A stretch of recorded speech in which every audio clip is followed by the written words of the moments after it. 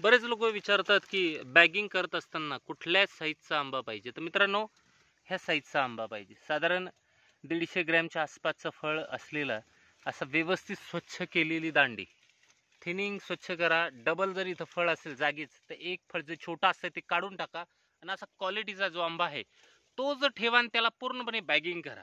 Bagging म्हणजे काय, तर ही बॅग आता हे आम्ही 3-4 वर्ष वापरलेले आहेत. दरवर्षी आम्ही नवीन बॅगा घेत नाही. ज्या मागच्या वर्षीच्या बॅगा असतात त्या व्यवस्थित सांभाळून ठेवतो आणि अशा प्रकारे आपण ही बॅग अशा प्रकारे घालायची. अशा प्रकारे याला एक तार आहे बघा, ही तार आहे, याला ही तार आहे. हे लावल्यानंतर अशी घ्या बरं, असं धरा बरं, 1 मिनटं, असं धरा, हलू नका.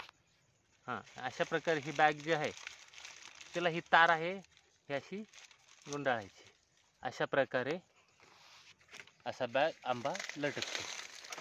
त्याच्यामुळे काय होणार आहे की सन बर्निंग होणार नाही, फळमाशीचा प्रादुर्भाव होणार नाही आणि तो चिकटा वगैरे जो आहे म्हणजे मँगो हॉपर त्यांच्या विष्ठेने जे काळे आंबे पडतात, डाग पडतो, तो पडत नाही. क्वालिटीचा आंबा तयार होतो आणि हे जगात क्वालिटीलाच मागणी आहे, लक्षात घ्या. धन्यवाद. जय महाराष्ट्र, जय बळीराजा.